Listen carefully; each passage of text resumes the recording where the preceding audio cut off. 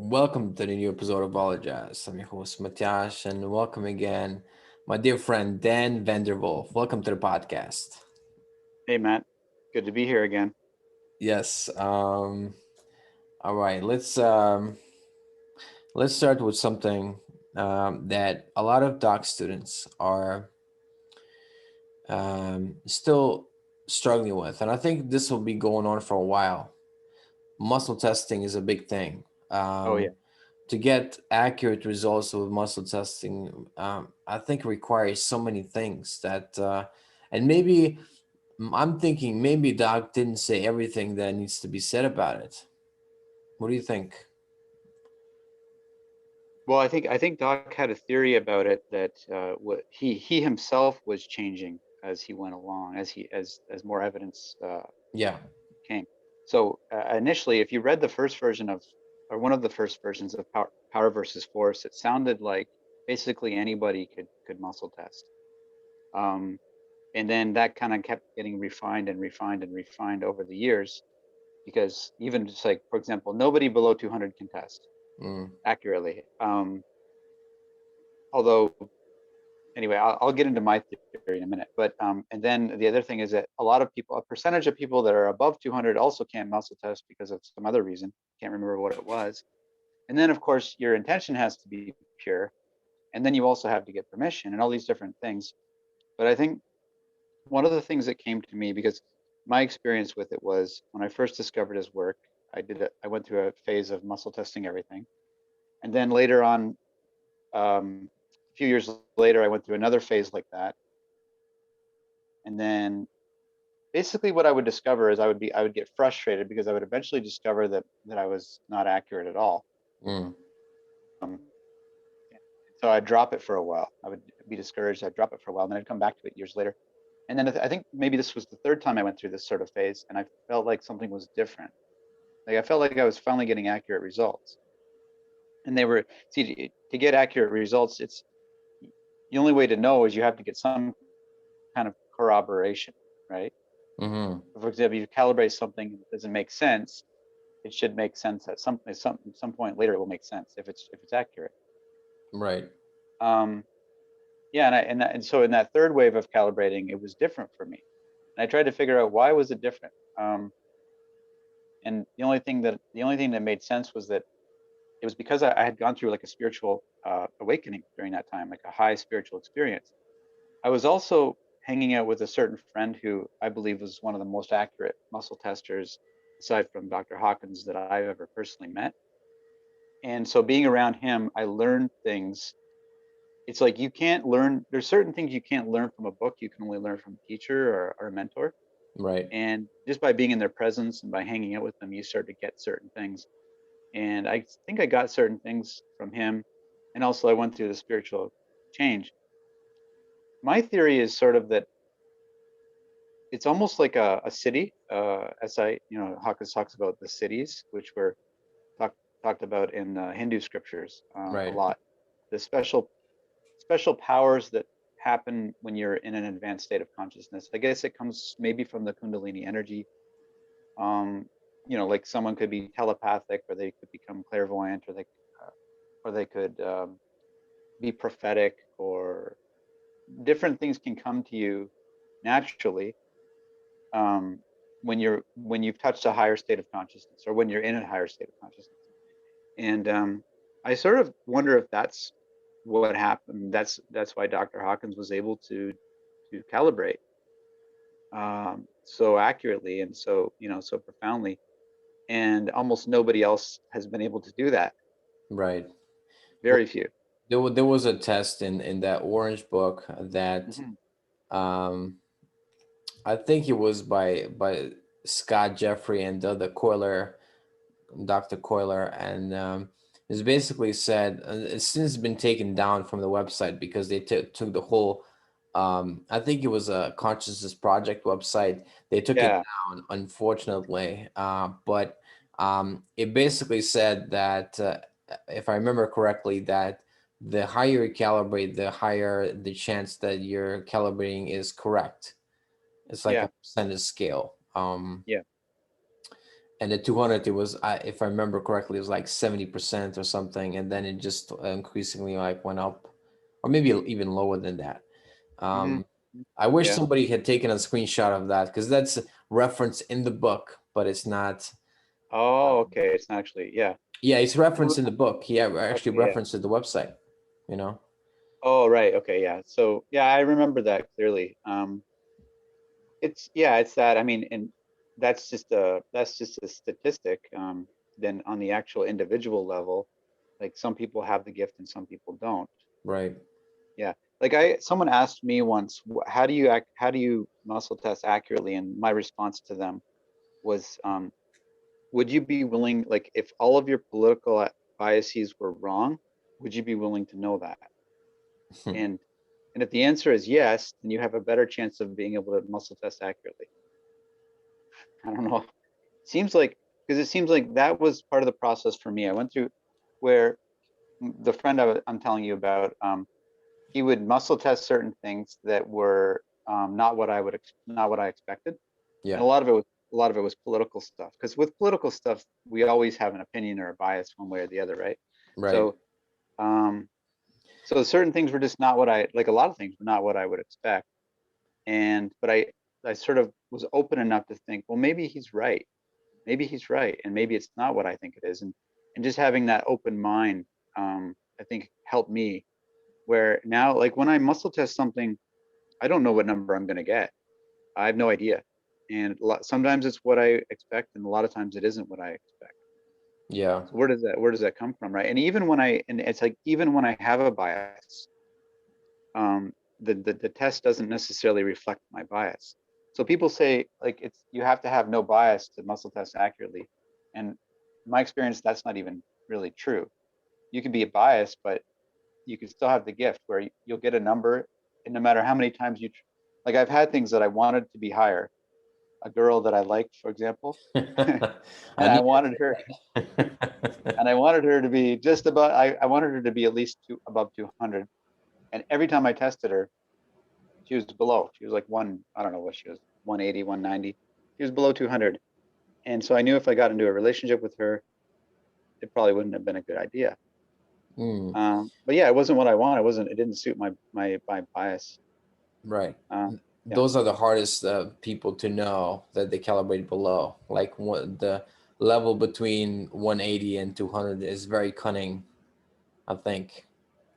Oh yeah. Without testing, it's almost impossible to know Hmm. if they're below. Yeah, it's almost impossible. You and I know of a political journalist who I calibrated him below 200 like years ago, and Oh yeah. when I got remember him, and when I got the number, I was actually myself surprised. But You every want to time say who it is? um, I guess I don't know. Okay. I don't know. I guess it doesn't really matter. Chris Wallace. Yeah. So and he's actually the son of another really well-known journalist, Mike right? Wallace. Yeah. Mike. Okay. Anyway, Chris Wallace was known for being a pretty unbiased, one of the most unbiased people, On political Fox. guys on Fox. He's on Yeah. Fox News, right? And apparently he's actually a liberal, but he was so unbiased in my perception that I didn't even know he was a liberal. That's a good sign. Like when I don't know, what side they're on, that's a really good sign for Yeah. a journalist.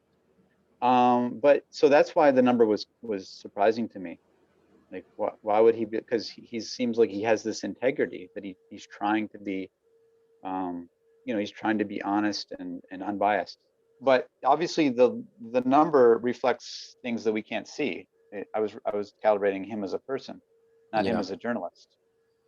Maybe I shouldn't. Maybe you shouldn't do that. I think Hawkins avoided that often. Like when he calibrated people, it wasn't the person personally; it was them as a figure. Anyway, I got him below 200, and then later on that number made sense, right? Yeah. Yeah. I mean Last year. yeah, the debate that he did, the first presidential debate, I believe, when it was Biden, Trump, and Chris Wallace, he was noticeably easier on Biden, Right. while asking Trump the same question that he asked him 4 years ago. Will you renounce white supremacists and all that? Like the same kind of Oh, right, right, right. uh, stupid stuff that wow, it's almost like Yeah, he never rewatched his previous debate. Like right, he just wanted to continue with the line of attack that's in the right. mainstream, and that was sad to see. But But the first debate with Trump and Hillary, he was by far the best moderator, right? He was the only moderator that didn't come off as biased. I don't recall if he was Yeah, and he was quite. I think he was quite proud of that.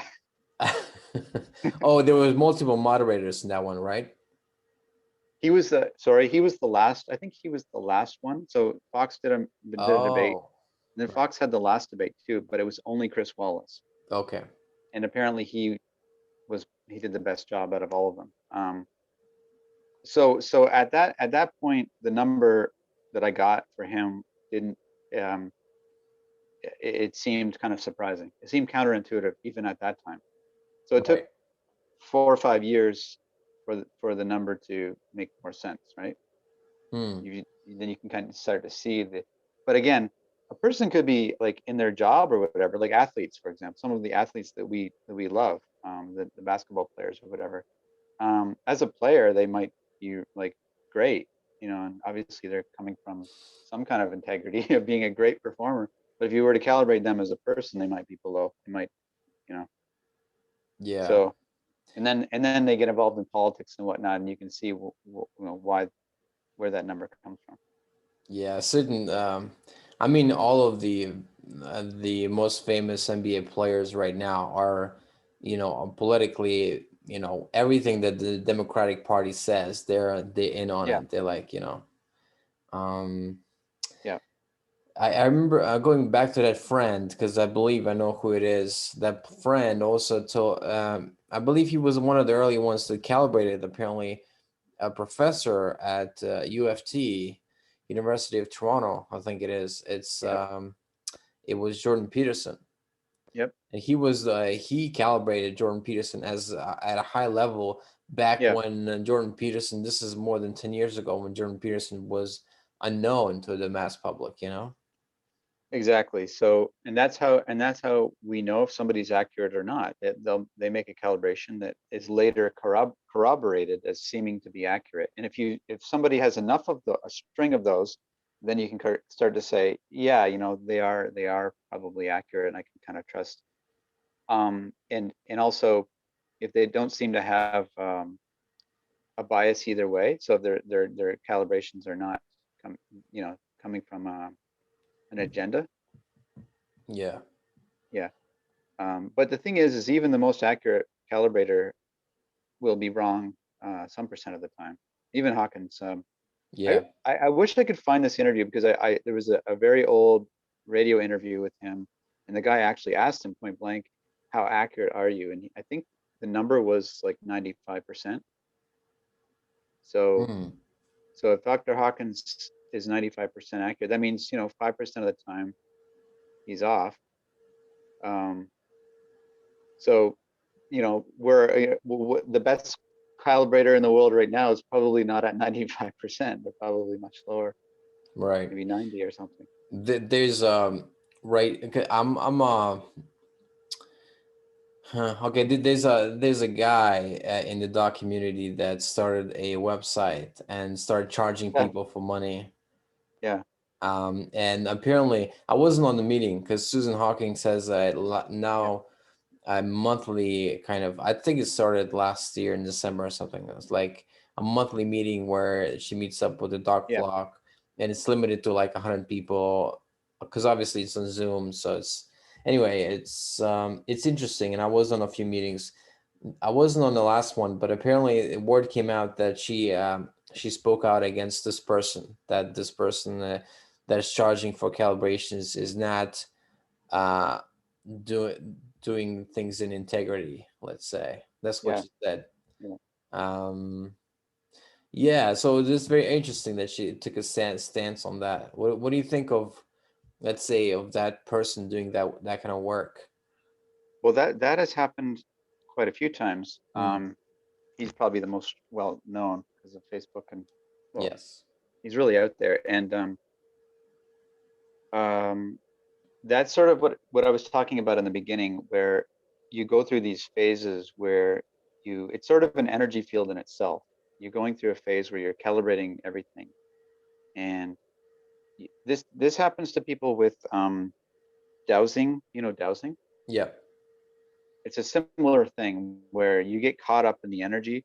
There's like a subtle energy to it, and then oftentimes people end up charging money, or they're putting out a lot of fake information. Um, yeah, and so that might be what happened for. But I don't know. I can't really speak to what Susan says about it. Um, like I used to wish that there was a service like that. You know, imagine if there was a service like that where you could get accurate muscle tests. Right. Like, would you pay for it? Like, probably, right? Would it be worth money if you knew for sure that it was accurate? If you knew for sure you could, put in $10 and you get a bunch of things calibrated, of course that would be worth money. Um, Right. so I'm not sure about that part, but my personal, like, that guy's calibrations, I like they're almost never accurate according to what I get. So if what I'm getting is accurate, then he's never accurate, or he's rarely accurate. Um, so that's a problem if you're putting out false information. That's the thing with charging. If you're charging, you got to be darn sure that it's accurate. Yeah, it's like I think it also like it's a big responsibility Oh and yeah, karmic karmic. responsibility that you're taking on. You're basically saying my calibrations is 100%, and I'm so good at it. I'm gonna charge money and have other people believe in it. I don't know if I wanted that responsibility. That's just oof, No, no, that's tough. That's tough. it is. It is. I'll test things for people that really want stuff. And usually, if somebody asks me to test something, it's because they actually want to know. Yeah. So there's a level of integrity to that in itself. It's like putting yourself out there, and the answer you receive, you've probably had this with me too. Like, the answer that you Yes. receive is not always what you want it to be, right? Right. And so yeah. So I think there's an integrity to that, and I try to come from a place where, well, here's the thing. I can only get the number that I get. So if somebody asks calibrate so and so, or calibrate such and such, and then I send them the number, and they disagree with it, it's like, well, I'm sorry, but I can't change it. I can't go back and change it. Somebody actually asked me to do that recently, with the Trump. Change it. Yeah, they said I should change. Somehow I should change. I don't know what I could have changed though. It's because I just said I get somebody at this level, and they talked about a Hawkins video that had this person at a higher level, and then what I got. Oh But yeah, I think I know which video you right, mean. right. So it's like, Yeah. but I can't change. But they're like, you should change something about yourself so that it can more accurately represent the truth. Right. But that's not how it works. It doesn't work like that, Yeah. There right? is a clip on YouTube of him mentioning Trump, and I think that might not be the only instance that he mentioned in his body of work. I think Hawkins might have mentioned him in some other CD program that he did. I think for Nightingale Conan, but I'm not sure. I have to like. There's a lot of material. But he did mention him on the lectures, and he said that he represents. He mentions Trump, and he said that Trump represents enthusiasm, and Yeah, enthusiasm is like about mid 300s. yeah, Yeah, I remember us back in the day also having debates about when about the time when Trump announced his candidacy in 2015. I think it was. Wow, such a seems like 20 years ago. I know. Like so much has changed. Yeah, it's a different era altogether. The Yeah, Trump, the Trump era, the Trump era was an era. Even though it was only about 5 years, and it's over. But it was like a totally different time period, even though it's like relatively short. Hmm. right? Notice that? Yeah, and now it's kind of sad. I feel like Yeah, sad for the Western world. Before there yeah, was hope. There was like, oh yeah, this is America's gonna come back. Now we're just like we're gonna. I saw recently. This is tragic. Like a day or two ago, I saw a proposal, I think, for an executive order. It might even gone through already, that they're thinking about a commission to basically expand the Supreme Court, to pack the court, as they say. So what this would in practicality mean, that now they have 9 Supreme Court justices, yeah, yeah. that they would add on another 5 or 10, and then just have complete liberal, and Oh yeah, and yeah. liberal, by liberal I mean that they would be so far left that they would Radical. infer meaning, and they would not follow the constitution. They would just infer meaning, Right, right. and have it mean what they want it to mean. Yeah, you almost shouldn't call it liberal anymore. Like I was thinking you should just call it what it is. It's radical. Right. Because liberal, like real liberalism isn't problematic. Real liberalism has a lot of great qualities to it. What you're talking about is it's become it's actually the conservative parties, like the Republicans, are actually more liberal than the liberals. Right. The liberals are so radical that there's almost no liberalism left. They're actually more like fascists than liberals. Um, and but what you're talking about, they don't need to do that anyway. The Supreme Court is already corrupt, right? Not Aren't they? entirely, I would Not say. entirely, but they're pretty. Yeah, but that, yeah, you're right. The Texas lawsuit that had a lot of potential, from the, I think it was one of the highest people in the, what do you call it, the Um, anyway, one of the highest lawyers in Texas, the guy that representing the governor, filed a suit in behalf of Texas and said there was irregularities in Pennsylvania and some other state, and like 20 other states jumped on board, but then the Supreme Court would not hear it because they said they didn't have standing. So it was all of them plus 3 judges that Trump appointed, I know. and then the only 2 that wanted to hear the case was Justice Clarence Thomas and Alito. The 2 ones that George W. Bush appointed back way back when in the Okay. early Okay. 2000s. Yeah. And then there was another thing that happened after January 6th with I think the Pennsylvania case. I can't remember. And Hmm. it was 6-3, I think. So again, I think 2 of the judges Trump, or at least one of the judges that Trump elected, was not interested in election integrity. So you have these like they're supposedly conservative and they're actually not interested in election integrity. So like, why do they need to pack the court? They already own the court. They own enough of it. They own over 60% of it. So why do they need to pack it? Um, yeah, you know what? If you let these things bother you, they'll start to really bother you. Right. Yeah, Yeah. Yeah. Yeah. I mean, like right now, it's a little bit conservative. Like it's not leaning totally left, but if they get a few more people in, then it's all over. I mean, they yeah. could. I don't follow the Supreme Court stuff that much, but I would ask what major ruling has ever ruled on the side of conservatism for the last 30 years? Like, has anything?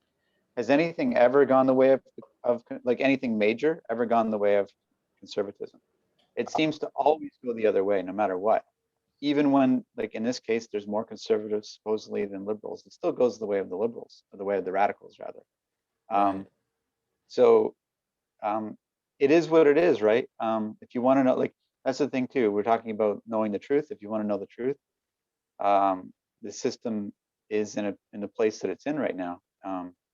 So I guess we could still hold out for hope, but some pretty major things have happened, you know? Yes. I think Yeah. the all the major ones went seem to go liberal. There was minor ones that go conservative, but I remember being so disappointed in 2010 when John Roberts flipped on It was Obamacare, and he flipped on the liberal side, and he basically said it was a tax, basically, and argued something that they didn't even argue. Like he, wow, I was just so disappointed slash mad at that guy, and still I think he's anyway. All right, I shouldn't. I'll stop myself. Okay, Let's what him on your resentment list, John Roberts? Put him yeah, on your yeah. I'll add him on my list. So here we go, John Roberts here. doing amends with him. um, let's talk about the church. Like we mentioned the story in the previous podcast we did. The time you went to the church and wanted to do your Yeah, group, and she asked you if you support gay marriage, something like that. yeah, And if we can talk about that for a bit. yeah. So yeah, so I just said to her that our group would have no opinion on the matter because of the nature of our group was for two-way prayer.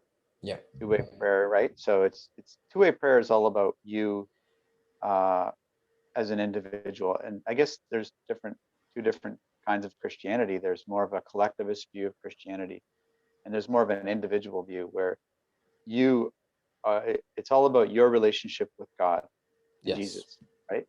So um, What's the collectivist view then?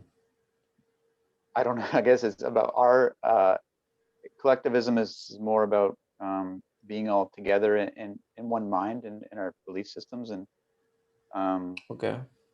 yeah, we get it's collectivist Christianity is more political, I'd say. Yeah. Sounds Um, like we have to yeah, all agree on these political issues because it tends to be like either they are all agreeing, let's say an abortion, they might all agree that abortion is okay, and another faction might all say that we are pro-life and abortion is not okay. yeah, That'll be an example of that, or that's just I guess that would be the difference between like the real, I would say the real Christian perspective would definitely be to be pro-life. I think that would be my read on it. Anything other than that is not an interpretation from the Bible, but some other political thing. yeah, That's not right. I think that would be my read on it. yeah. I think probably it would another way of instead of using collectivism, we could even use humanism. So Mm, when there's like humanism has influenced religion, and it starts to become something different because Christianity is all about your personal salvation. And so in the case of um, one of the things that I realize is like super important is to be the most important thing you can do spiritually is to try to be obedient to God in your life, yeah. right? So um, so one of the things you and I have done quite a bit of this together where you pray for guidance. It's also called two-way prayer. So you pray for guidance, and then you even write it down, whatever comes to you. And it's amazing. You'll be, stuff will come out of nowhere, out of the blue. Sometimes you get visuals, sometimes you get words, sometimes you just get messages. And then the key is, of course, to follow the guidance that we receive, that's the hard part. But Yes. right, Yes. right. But anyway, but it still comes down to individuals. So the question that the woman asked me would not pertain to our group because um, we weren't our focus wasn't on the Bible. Our focus was on your individual relationship with God. So I, the gay the question about homosexuality would only pertain to someone if they had that question personally, Right. in which case we pray about it and we'll see what God says. But that wasn't good enough for her. That she didn't like your answer. No. She wanted you to have a firm position, either yes or no, either in Yes, or out. You can't be have no opinion. I know. You got to be pro. You got to be pro gay. Right. Um, and a lot of those churches, it was an Anglican church. So churches kind of in that general category are so about this issue that they they will preach about it in many of their homily. Like you go to church and you'll hear them preaching about it like often. It's that important. It's a very, very important issue to them. It's like it's a human, they consider it like a human rights issue, but they see it as like a spiritual thing. Like Right. if you're not, you're either accepting of gay people or you're not. Yeah.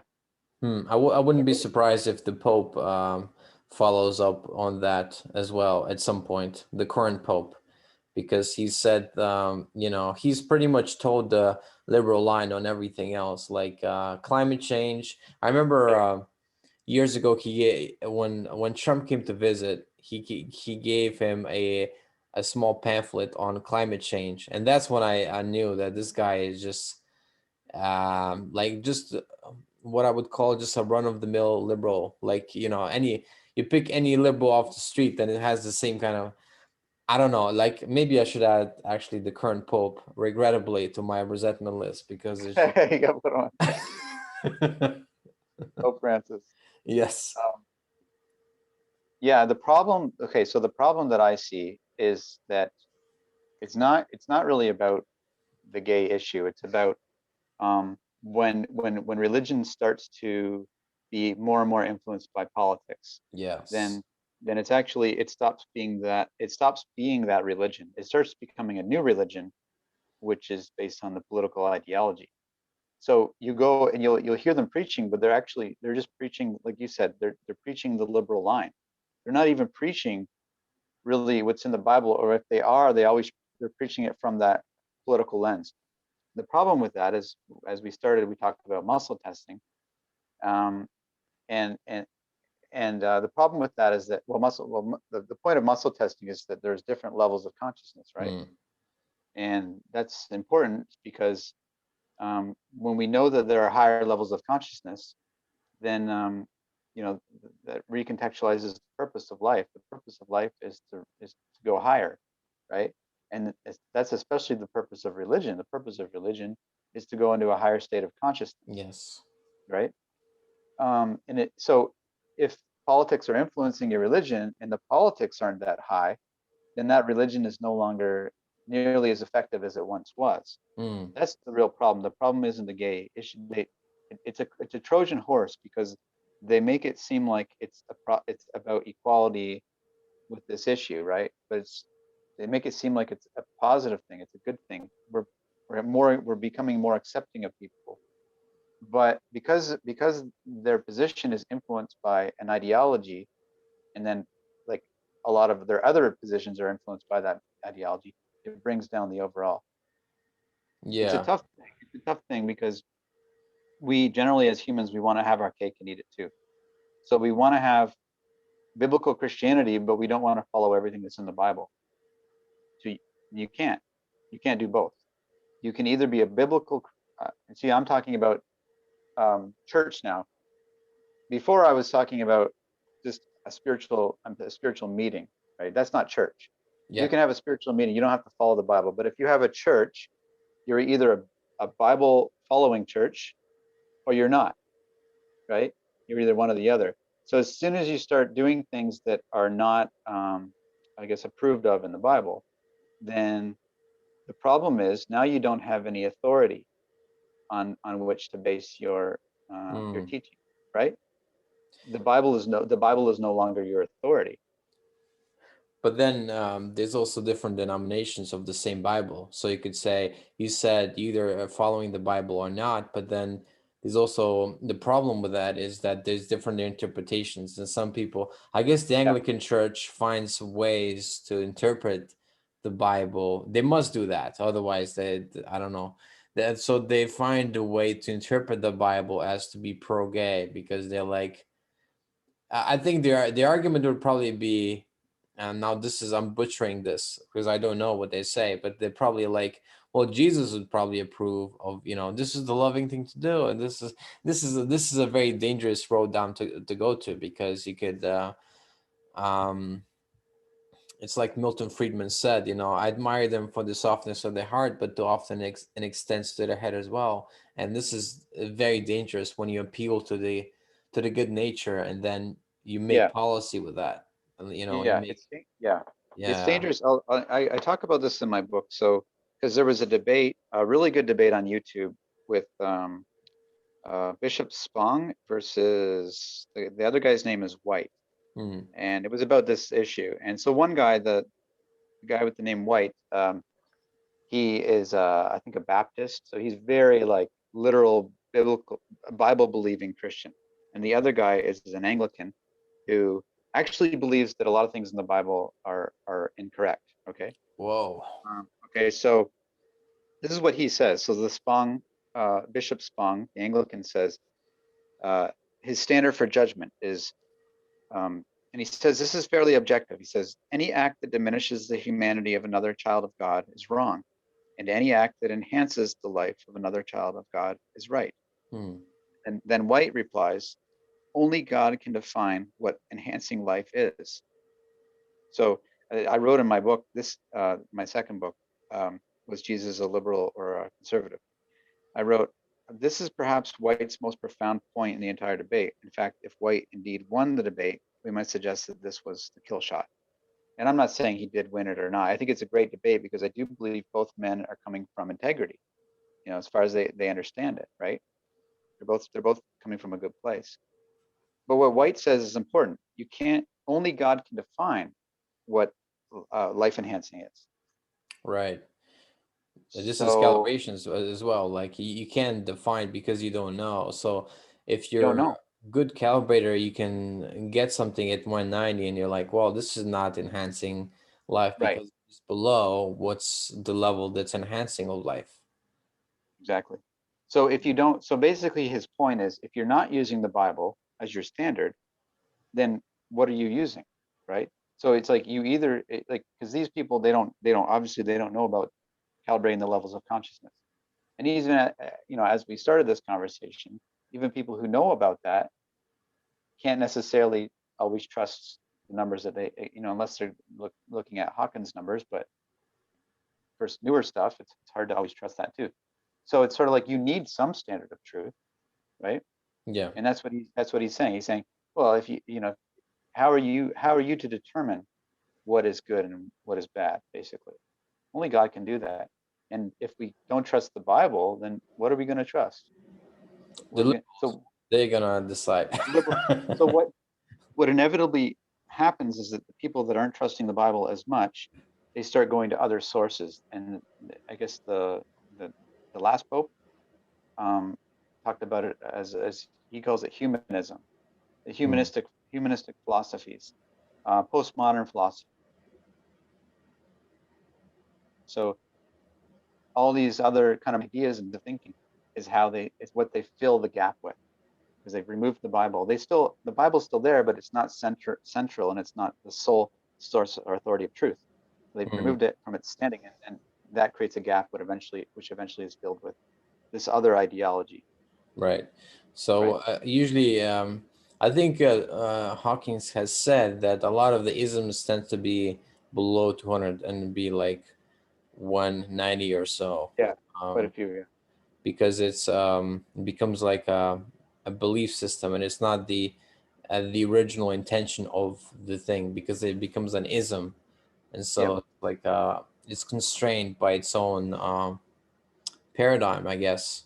yeah. Yeah. Well, It's that's fascinating, well, yeah. Sorry, go ahead. yeah. Go on. Finish your thought. I was going to say like feminism is an example. The gay movement is another example Mm. where the I'm not sure about how the gay movement started, but I think feminism at certain points in its history calibrated well, right? It calibrated above Oh yeah, 200. 300s. Yeah, and I met a feminist. One of my teachers was a feminist. My version of Jordan. So we talked about that Hawkins, old friend of mine who Jordan Peterson was actually his professor. Well, my my version of Jordan Peterson was this feminist woman who was extremely uh, she had a real clear understanding of children and also of a lot of other things. She was a feminist, but if somebody said if there was a negative stuff going towards men, she would defend that. She would defend men just as strongly as she would defend women. And I saw her do it on more than one occasion. And so that's from an older, like that's from the first wave of feminists or second wave, or I'm not sure Yeah, which one, yeah. where you actually do care about equality.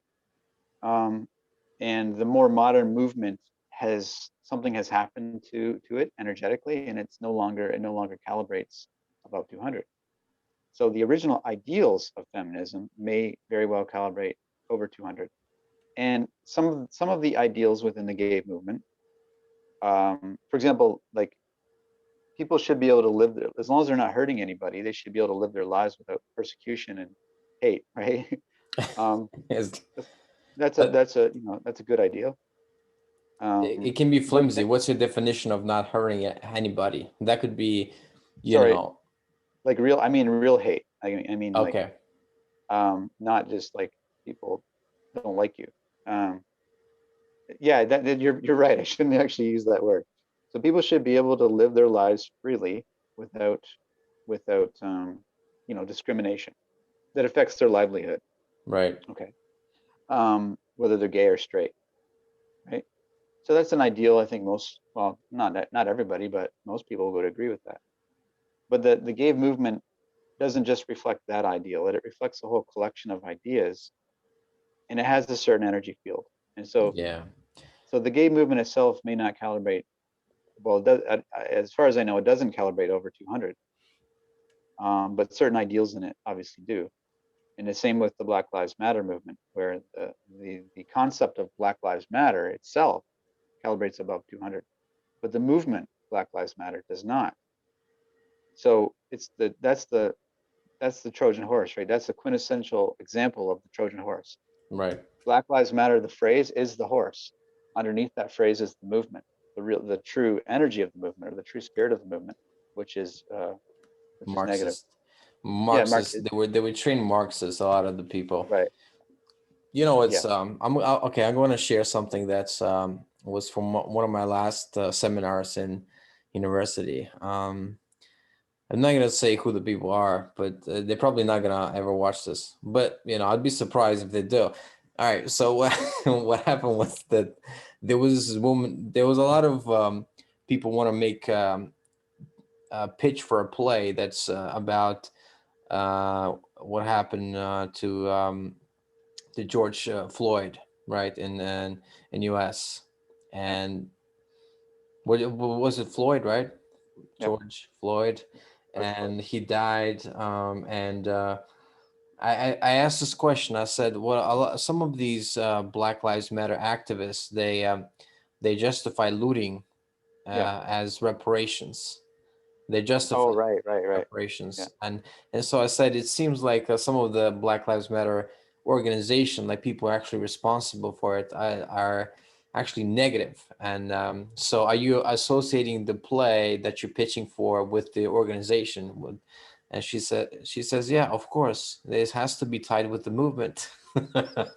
right, There's no right. consideration like Black Lives Matter is, even though they, when there's credible, like I showed the video like of the woman talking about this, defending it on national TV. It doesn't matter to them. This is still good. It has to be good because we've been told it's good. It's Right. crazy. There's sort How, of a lack of interest in the truth. The truth is dangerous, right? yeah, Right. yeah. Doc Truth said, can tell get the you. truth and get out of town. Yeah, tell the truth.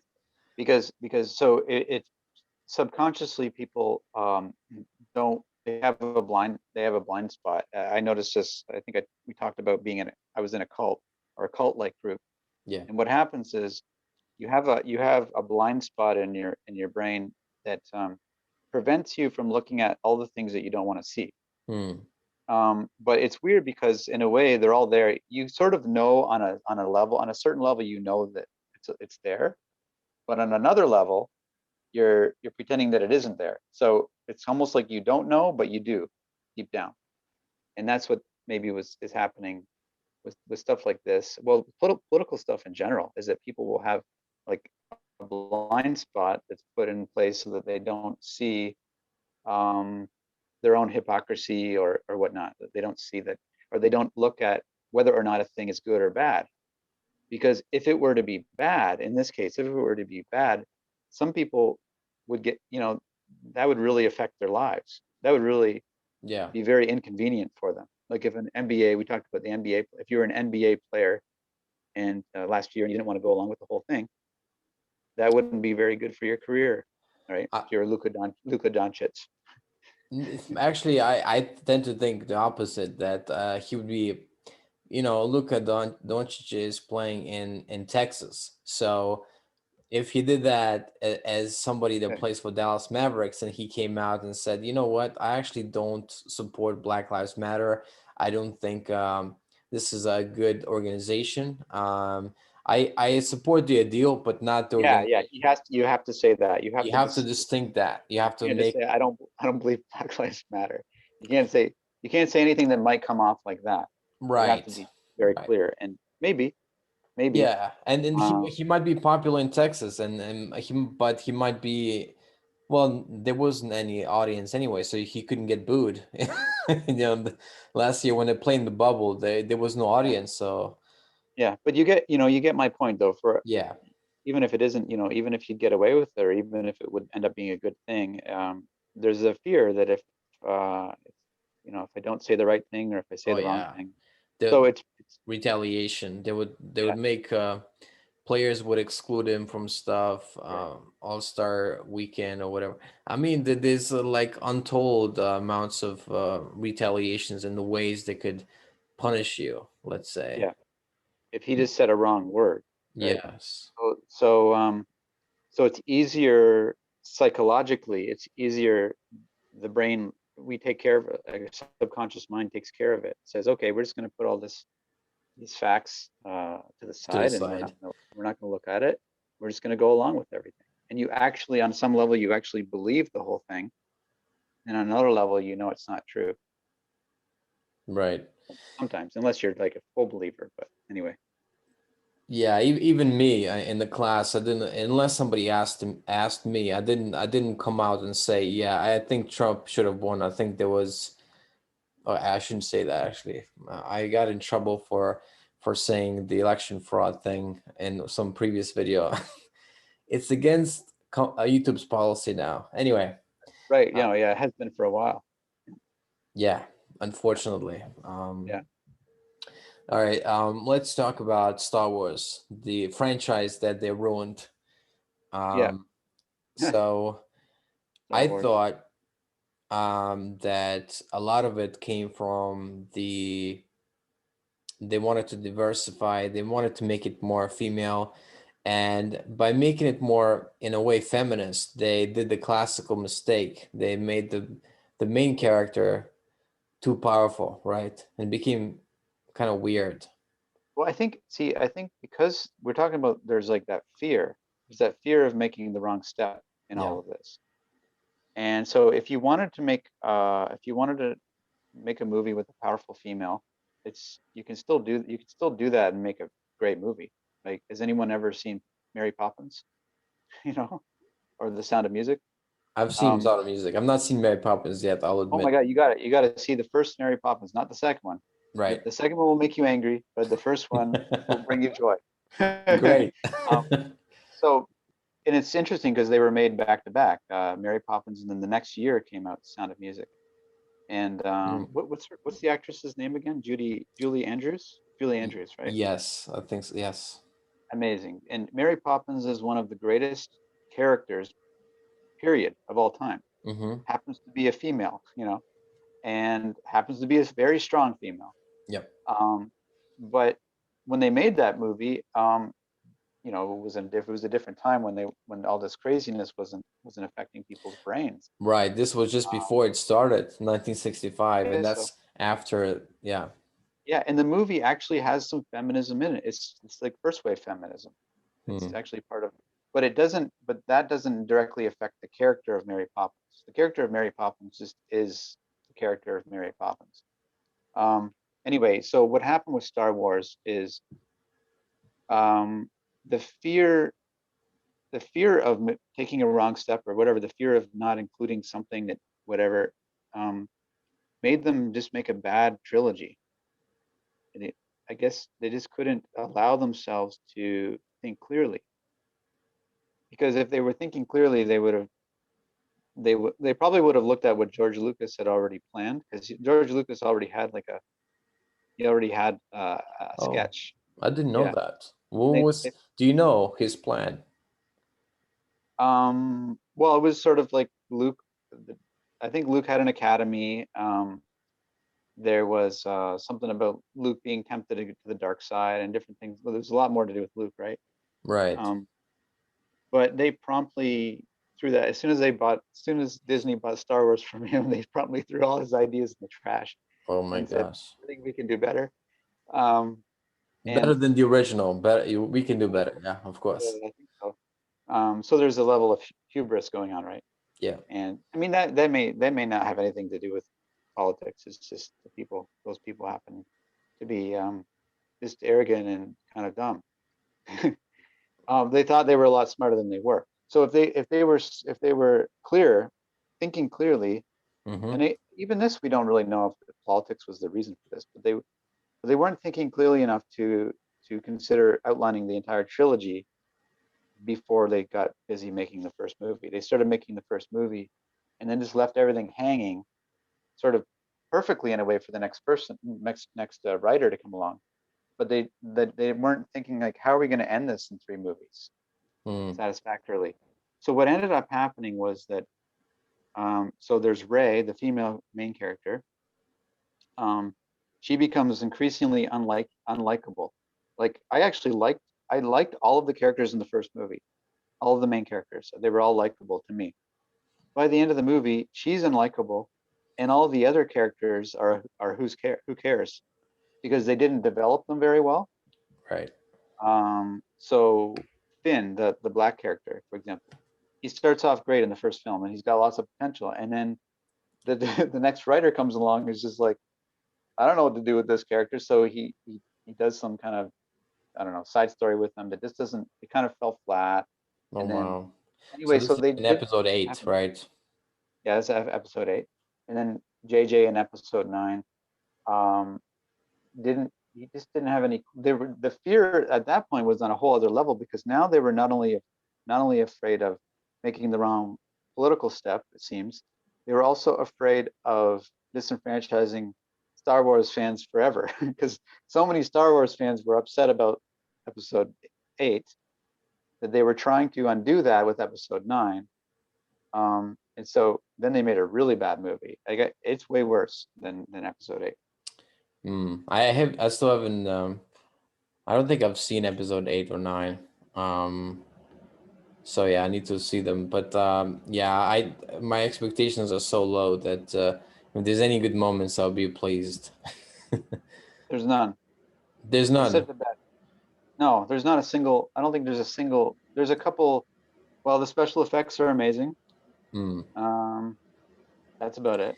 You, you know, I have this theory about I started watching a series called Highway to Heaven, the old Michael Yeah, Landon series, yeah, and there the production value horrible, script pretty bad, acting kind of sucks, but it has a heart. It has a heart. It can make you cry. It has something to it. And there's movies like that. Like there's movie that I saw that had atrocious acting and production value and was made. It's called Empty Space. I looked it up recently, um, and horrible on every count except that it had a heart. You know, yeah, but the thing I really kind of almost resent. I shouldn't use that word maybe, but almost resent about these movies. They pour so much money into it, so it has great acting, or somewhat pretty good. It has yeah. The great acting's usually writing, really good. great Yeah, writing, yeah, great sound. Sound is top notch. Graphics amazing. I mean the effects, the visual effects amazing, but it lacks heart. It doesn't have. It just feels flat. Um, yeah. I don't know. Like I don't know any director right now that would have, except maybe Spielberg. Spielberg could not ruin it. I think. I think I would just, you know what, I would do. I would go unconventional. I would give Wes Anderson the reign. Make the 3 movies. Yeah. They should have, in a way, they should have had the same director. Yeah. They should have just, I mean, hindsight's 2020, right? They should have spanned it out longer. They wanted to do a movie every other year. And the only way to do that was to have different directors. Right. But they could have spanned it out a little longer. You know, maybe if they could go back in time, maybe that's what they would do. And JJ, in that case, JJ might have done a good job, because it seems like it started off okay. A lot of people don't like the episode 7, but episode 7 pleased a lot of, like, it accomplished something that George Lucas couldn't accomplish with the prequels. Like, episode 7 was liked by a lot of people, like a large percentage of Star Wars people and Right. just casual people. He wrote Whereas it the as prequel, well, right? He wrote the movie. JJ, Yeah, I yeah, think he wrote he the wrote, the wrote it episode with 7. Yeah. other people, yeah. Um, and yeah, it was okay. It hit all the notes. It had some heart, and the characters were good. I mean, like, these, yeah, the issue is not with these actors. They're all great. Like, the actor that played Ray I think she's a great actress. And all the other ones, they're all good, and they had great chemistry on screen too. So that's not enough. Like you said, well, you said they're good writing. Well, I think good writing's pretty rare as well, because that's really the main problem with these films, is the writing Hmm. was not great. Writing was not well done. Um, yeah. Yeah. But it's so hard for these big movies. Okay, let's go in. What do you think is the how do you think people can deprogram from this all pervasive liberal ideology? Because you have a experience with deprogramming, obviously, Yeah. in a somewhat different way from that group that you were in. Oh, yeah. Yeah. Yeah. Well, I don't know if you have to go. You have to. It's sort of like a cult. Somebody getting deprogrammed from it, like somebody that's a true believer, probably wouldn't be watching this, but if they are, um, something has to wake up where you start to value truth more than, you just start to value truth, period. Mhm. And and then you slowly start to, and this is what the path that you and I are both on, right? You start to discover things bit by bit. You start to discover where you were wrong, basically, and try to correct that. And you keep going, and the more you discover, the more you're able to discover in terms of truth. Um, and eventually you leave the cult, so to speak, right? Eventually you leave it. And that's what red pilled is. That's what it means by being red pilled, right? Yeah. Is that right? Yep. From a conservative perspective. Um, and yeah, it can be a spiritual thing. In fact, I would recommend going beyond the political circus, and because, you can go from being liberal to being conservative, but it doesn't necessarily mean that you're changing levels of consciousness. You could be the same. You Wow. can calibrate the same, I think. Yeah. I think if you do things like a 12-step group or something like that, that's spiritual and that can lead you on a more positive path, or at least not um, attacking the other side, having Yeah. Well, it's resentments. hard. Like, But then again, yeah, I do have resentment as well, so I need to work on that. it's hard. And it's hard not to be sucked in. Yeah. I'm what I call a political celibate. I I'm actually unplugging from it. You know that I've done this many times, Yes. but I think I'm ready to go really all in with the. I wrote this in my my book, about political. I call it political celibacy. Mm-hmm. Um, so it's like the question of politics is somewhat like the question of sexuality. There are two fundamental options: to engage or not to engage. In the case of sexuality, for those who choose not to engage, there exists the path of celibacy. In the case of politics, for those who choose not to engage, there exists a path which might rightly be termed political celibacy, um, which may or may not include not voting. Right? You might even take it to the extent of, I'm not even going to vote. And the purpose of that is that your spiritual your relationship with God is more important than the world. That's how important it is. It's more important than Western civilization's rise or fall. And Mm. so anything that kind of impedes that path is worth renouncing, even if it's politics, even if so. I would recommend people to look at that. But the process may involve the process of being deprogrammed from an ideology. Still might be a process. It might be might have to do a lot of political research to deprogram yourself. But once you're out, you don't need to keep engaging in it anymore necessarily, Yeah, yeah. right? I think if people read Truth versus Falsehood or Yeah. Reality, Spirituality, Modern Man, there's a lot of enough challenging things in there already. And I think if people want to know more, I think if you read the great books of the Western world or the references, because Dr. Hawkins made a lot of different references in his books, Yeah. and I've Yeah. read quite a few of them. And if people want to delve deeper there, they can go there. But like you said, I think it's not necessary. I feel in some way I feel more attracted to it at times to go into it more. Yeah. Um, but I think people are different and they should just listen. Yeah. Like I think it's a hard thing. Like I think you mentioned it in one of your in the previous podcast that we did that some people are.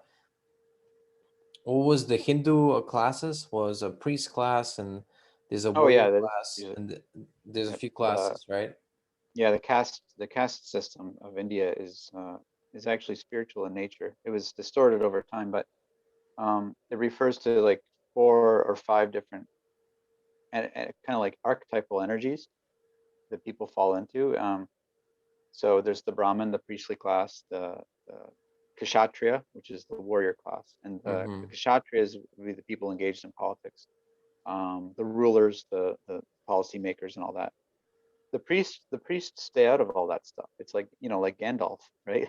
Gandalf is not directly engaged. Well, sometimes he comes into the battle, um, and if you read ancient Hindu scriptures, he's sort of like the sage Vasishta, who is kind of outside of the action, but advising people and playing a role, but it's not a political role. It's outside of politics, outside of war. Hmm. Um, and yeah, the Kshatriyas are people that feel drawn to be engaged. But the spiritual, there's three other classes, but they're not important for our discussion. But the spiritual person has to decide what's most important in their life. Like, is reaching a higher level of consciousness the most important thing to you? If it is, then you're sort of preparing yourself to let go of whatever you need to let go of. And if politics are one of those things, then you just let go of it. You're just willing to let it go. Um, so you don't even, because the people that we respect that are engaged in this battle on a nightly basis, Mm-hmm. um, they don't calibrate at 500. You know, No. even though I respect what they're doing, and I think they're coming from integrity. Like, I think Tucker Carlson is a man of integrity, and I really respect him. I respect Jordan Peterson, and even Jordan Peterson, he calibrates high, yes, but he doesn't calibrate over 500.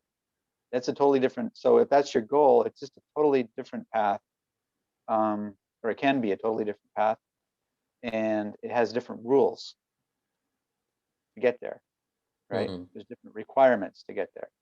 So I think sometimes being willing to let go of the whole drama, like right now, what's going on with COVID is a really good example, because you have, on the one hand, you have the people that are listening to the mainstream news. So I don't know what it's like there, but in Canada, you know who's listening to the mainstream news because they're walking down the street by themselves with a mask, or they're in their car, or they're in They, their car by themselves with a mask, oh my or God. or they're or they're very paranoid. Like, if you get too close to them, they actually back up. Um, they're very, all about the washing of the hands, and they're just just very paranoid. They're more fearful than they probably should be, um, because they're just listening to the news, and the news by its nature, it only reports negative. Yeah. So everything it reports, no matter what it's reporting, will always seem like worse than it is, no matter what. Even if the news is unbiased, which it isn't, but even if it was unbiased, it would still be giving you negative news, because that's what people are interested in. That's what they want to hear, Right. They right? And get that's what programmed. you get programmed thinking. Even if it's not ideological at all, you still get programmed thinking that the world is a dangerous, negative place. And things are getting worse, right? Mm. Then on the other hand, you have people that are into alternative news. They're into like the conspiracy, and they'll end up with on the conspiracy theory stuff about COVID and all that stuff. Bill Gates Bill Gates is behind okay, it all and all that right, stuff. right, and so it's another way of getting negativity in your life. It's just two. They're two sides of the same coin. They're both feeding you negative view of the world. So that there's a middle way where you don't engage in either. You just Right. live your life. You just live your life, and you just don't let it. You know,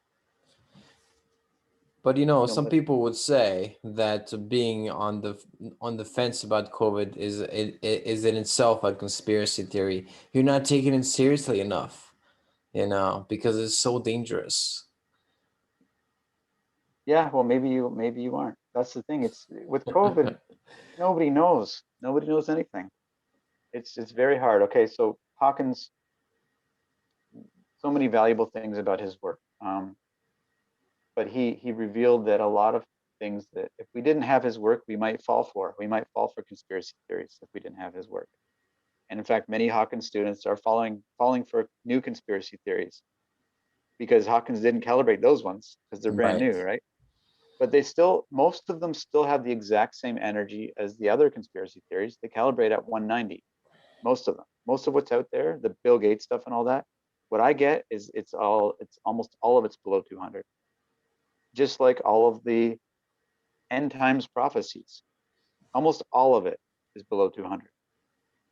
So there's something off about that whole energy field. Hmm.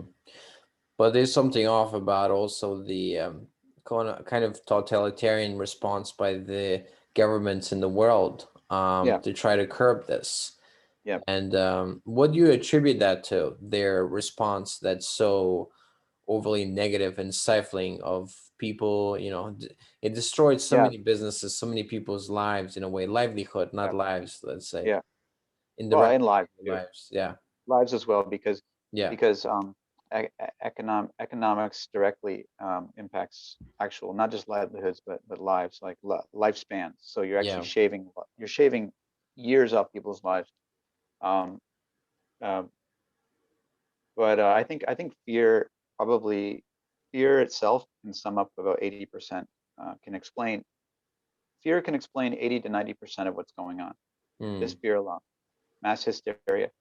We talked about why Star Wars, the new trilogy, is so bad, and I say it's fear. They were afraid to make a wrong step, and so they didn't make right steps. and it Oh, and it and it's like that with the COVID response. There's so much fear, that people can't think clearly. And like if you're a politician and what's in front of you is the option of, okay, we let some people die and we save our economy, or we try to save these people and we destroy our economy. It's a tricky. That's what they're faced with. At least that's how they contextualize it, I think. right. So even a very honest politician, like I think our the premier of Ontario is a conservative who I respect. His name's Doug Ford, and I might be the only one in all of Canada who says I respect him at this moment. Everybody hates him on every side. Um, and I think he's made a lot. I think he's probably made a lot of bad decisions with this. But I also think that he is coming from integrity. So from his understanding, he's still trying to do the best he can. Um, Hmm. he's not coming from a place of power, like some leaders have used this as an opportunity to, um, almost it's almost like they got drunk on power. Like some of the guys in the States, Yeah. the leaders in the U.S., like it's like they were drunk on power. Like, whoa, we can just like Cuomo. snap fingers. Cuomo Well, and guys, and the that guy California guy, in California, the California guy, you Newsom, can I see think. it. Yeah. Yeah, you can see it. They're actually drunk on power, and they're actually kind of getting off. It seems like on being able to just shut things down, being able to say who can work and who cannot. But our guy Ford, he's not coming from that place, I don't think. But when you look at him, he does a presentation and he explains, well, we're going to shut it down, we're going to lock down again, and he's so sad and he's so fearful. You know, he's coming from fear and he's trusting the people around him who are not necessarily in integrity, right? Right. Um, and yeah, so part of it's fear. Most of it is fear, I believe, and a little Right. bit of it is ideology and opportunism and in Mm. politics in general. Yeah. Yeah, it's really tough to know what is true and what is false, especially in today's world of Yes. fake news. And this is a term that was popularized by Donald Trump for sure. And Yep. um, well, at least the positive thing is now that more people are aware of it, that term at least. Yeah. Um, okay, do you think the calibration of the world went down? Because the person that we mentioned earlier in the podcast, he says that the calibration of the world went down. I think it was a few months ago in January or something. Yeah. I don't think it has. I think it's still around. The last time I checked, I still get it around 205 or something like that. Oh, good. Oh, good. So I think, yeah. But yeah, we're going into an interesting phase. Like I think it could be the decline. We're in a decline, but Mm, Western. I'm reading in a book by Victor Davis Hanson about Western war, really, but it's really talking about Western culture and started with the Greeks, I guess, um, and it's gone through many ups and downs, many ups and downs. It's gone through dark ages. So it's not the demise of Western civilization, but it is seems to be it's in a decline. yeah. We're in a decline. We're in a I, bit of a dark age. mm. We're in Hopefully a it dark doesn't age. collapse. Um, I think I've said this before, but I think it might be. It's a time where maybe going to Africa or Philippines or someplace like that might be might be a good move nowadays. We never know how Yep. long this decline is gonna take, and how much Yeah. more radical the queer theory and all the stuff that's below 200 critical theory, how much Yeah. more it's gonna pervade Western How society. far is it going to go? Yeah. Well, you're going to come to Thailand with me, aren't you? I thought we decided that I, already. I've not made any announcement. I don't know either way, but I want to take that back. I don't know what I said about the world being in decline. Let me mm, take that back. I don't know actually. right. I certainly felt that way for a while. For the last Hmm. few months, I felt that way. But who knows? Things sometimes things are getting better, but it's hard to see it, or things are going through a necessary phase, Yeah. and it's for the better probably. But yeah, Yeah, I believe it's gonna this is gonna be a rough patch until yeah, 2025. I'm holding on to that prophecy from that Alice Bailey book, Glamour, that yeah. 2025 does bring some kind of resolution in Glamour. And what I Okay, so do yeah, believe is, and this is starting to happen, the meaning of being famous is being devalued. There was a survey recently about Hollywood, and it said, "Do you trust Hollywood as an American institution?" And it said 4% of people trusted Hollywood, and that's how low it is.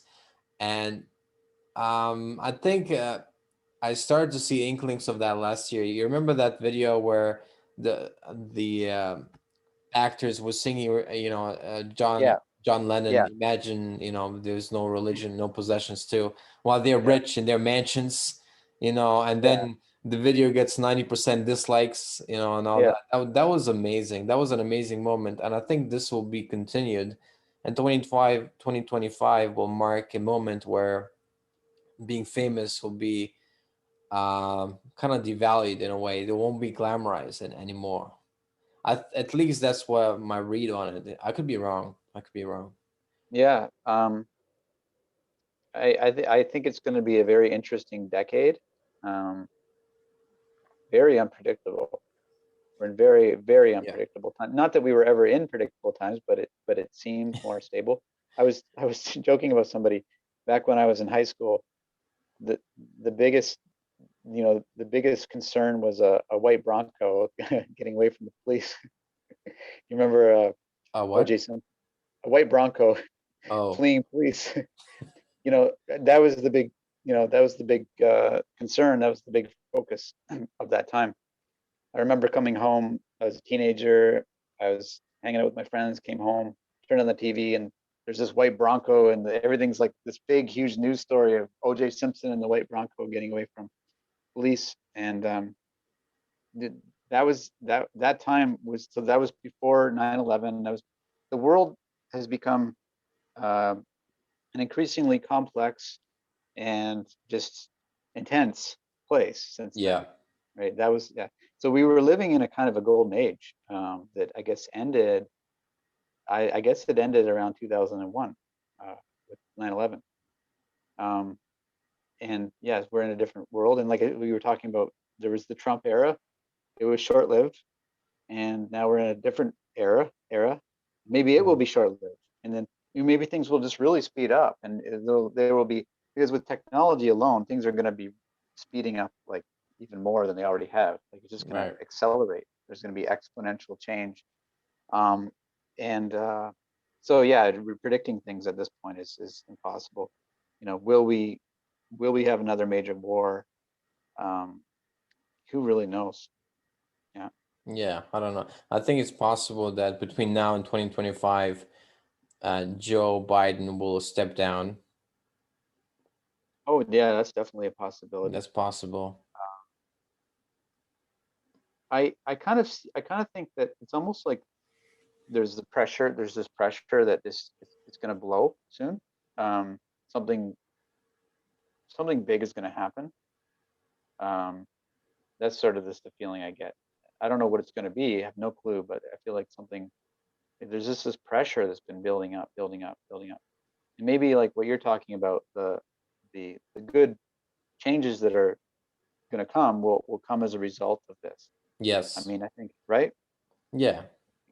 Yeah. So after World War II, um, the 50s were one of the best times in Oh history, yeah. maybe, right?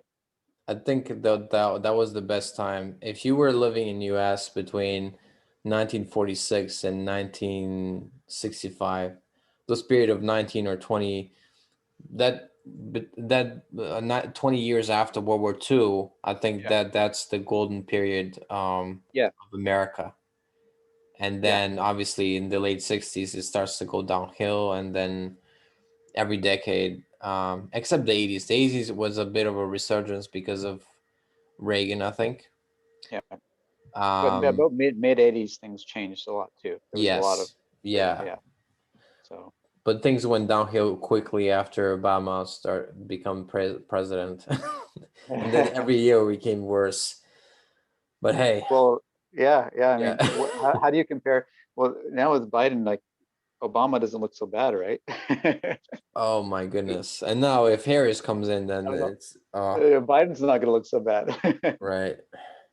And then, Uh, and then we're going to get, and then eventually you'll get AOC. oh no, no, stop it! This no. Well, is it going to have to get to that point? Um, we'll see what it takes, right? It might.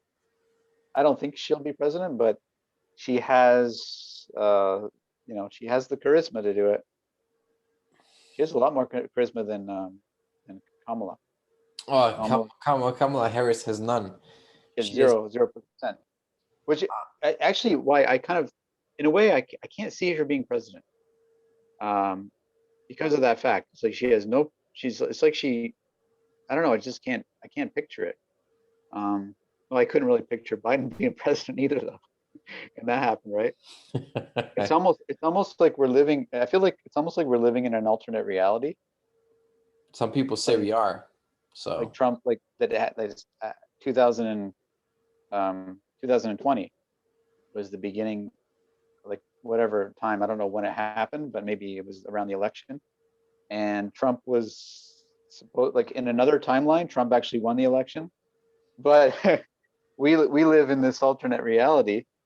Let me. Somebody's firing up there. Oh, it's the McLaren. I don't know if you can see this from here.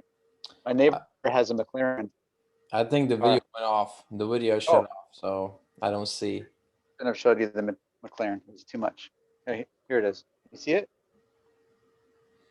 Yeah, kind of in a distance is Yeah, he that's a nice car. the the one by the house, the black one. No, it's yellow. You see it from here? I don't know if I'm doing it right. He's got Um, he's got a Pokemon painting on the side. It's a yellow, I oh, don't know, eighty I, thousand dollar car or something like right. that. It's With a very nice area. yeah, I mean, Cool. don't worry, not all cars look like that around here. There's my car. It's pretty rusty. There you go. Is there anything else we forgot to talk about before we wrap up the episode? um, I don't know. Yeah, I guess we covered a lot of stuff. Yeah.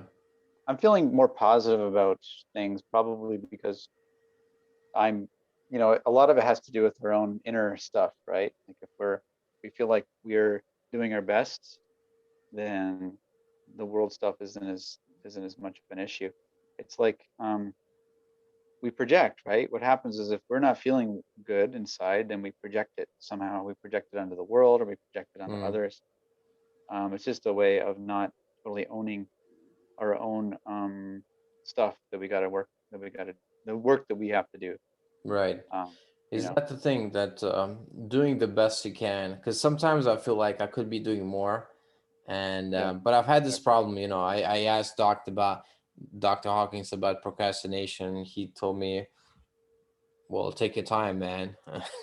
you know, Uh, Yeah, because it's like stop, because that's a way of stop resisting it, right? If you don't yeah, resist it, then because if you're resisting it, then it creates force. So he's like basically talking, saying, surrender it. Just totally surrender that. Because procrastination is a way of not doing God's will. That's all it is. It's just yeah. refusing, right? And I was thinking about that as well. I was thinking today, actually, I was thinking, I want to be productive every second of the day. Like when I say productive, it's like that may mean meditating at times, praying, but just making the most use of every second of the day. I think then you can look back on the day and not have guilt. Um, What about fun? What about play? Play yeah, calibrate's pretty good. sure, play, and so as long as it's a kind of play that is not detrimental. Oh yeah, Um, of course. yeah, sitting for Yeah, me, like spending hours on YouTube or something like that is not the kind of play that I should be doing, right? yeah. I guess. Play can mean many things. You could be playing video games for an hour, or you could be playing the whole day. So Yeah. yeah, Yeah, you just got to see if what things are good, and what things are bad for you, and just do the good things, yeah. right? Yeah, play is important. Um, yeah, yeah, Cool, awesome. Well, thank you again for being on the podcast. Dan Vanderwolf, show us the cover of your book. I really love the cover of that. There we go again. Was Jesus a liberal or a conservative? yeah. Turns out he was conservative, so everybody's got to vote conservative now. I'm just kidding. Yeah, thank you for being on the podcast, and thank you everybody for listening or watching. God bless, Matt.